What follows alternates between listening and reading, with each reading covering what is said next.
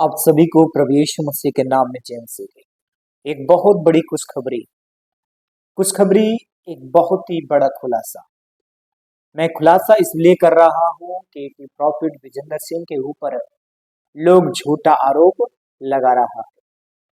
आज मेरे प्रियो, एक साल से ज्यादा हो गया, लेकिन एक व्यक्ति ने मीडिया में आकर उनके साथ 1 से 2 साल पहले उनके साथ में संगति करते थे, उसके साथ जाते थे, बैठते थे, लेकिन अचानक से उनने उनके साथ दलाली कर लिया। और जब उनका पेट भर गया, जब उनको ऐसो आराम की जीवन उनके पास हो गया, धन दौलत कमा लिया, पैसा कमा लिया, शोहरत कमा लिया, घर खरीदवा लिया, तब उनके मन में ये डाउट पैदा हुआ कि विजेंद्र सिंह आरोप करता है, रेप करता है। ऐसे ऐसे उन्होंने आरोप लगाया।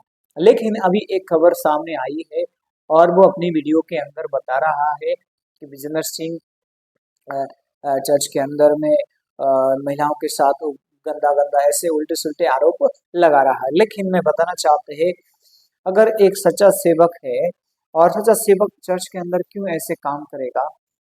वो तो खुद ही एक सेवक है, उसके पास टाइम ही नहीं है कि प्रार्थना के द्वारा वो दिन रात तो प्रार्थना करता था।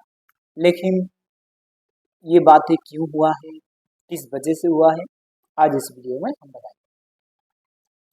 पहली बात, जो इस समय धर्मेंद्र ने उनके ऊपर आलोचना की है कि मैं हूं सबसे उनकी बड़ी जड़। मेरे पास उनकी जीवन के एक एक पॉइंट का मेरे पास क्या है, अथॉरिटी है। मेरे पास वो सीक्रेट है, जब चाहूं मैं गिरा सकता हूं, जब चाहे उठा सकता हूं। ऐसा वो व्यक्ति बोल रहा है। लेकिन मैं बताना चाहते हैं, जो जिस थाली में खाता है उस थाली में छेद करता है।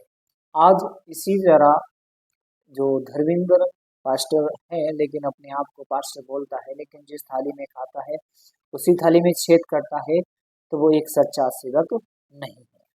क्योंकि आपने बीते साल 15 से 10 साल, 5 साल, 8 साल जो भी सेवकाई किया है, अगर मेरी बातें आपके पास पहुंच रही हैं तो आप किसी को आरोप ना, आप किसी के आरोप लगाने से पहले आप उनके बच्चों के बारे में सोचें। क्या उनके बच्चों के बारे में आपने प्रतीक्षा किया? क्या इन बच्चों की आप परवरिश करना चाहते हैं? आपने ये नहीं सोचा कि विजेंद्र सिंह का कितना छोटे छोटे बच्चे हैं और इसको हम झूठे आरोप में लगा रहा है? तो आप में इतनी भी कोई समझ नहीं थी। लेकिन आपके अंदर, कहते हैं ना, खाली दिमाग शैतान का घर होता है। जब जिनके अंदर प्रार्थना कम हो जाती है, विश्वास कम हो जाता है, तो शैतान उनके अंदर घुस कर बैठते हैं।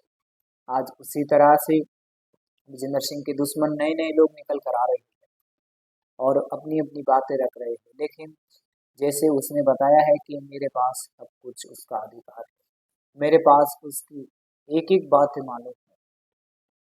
लेकिन मैं बताना चाहते हैं, जिस तरह उसने बातें रखी, क्या उसको इतने सालों से याद नहीं आया?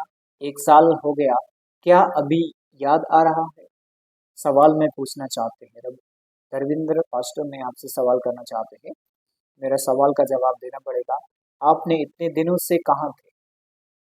क्या इतने दिनों से आप सड़क पे घूम रहे थे?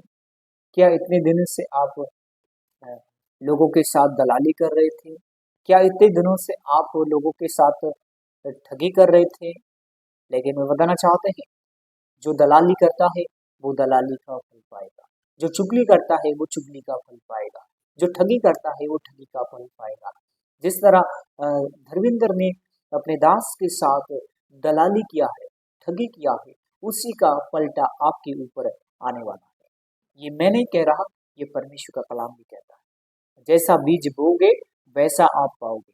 अगर आप सोचते हैं आज मैंने अमरूद का पेड़ लगाया है और सोचे कि आप उसमें बैंगन लगाए, बिल्कुल नहीं होगा।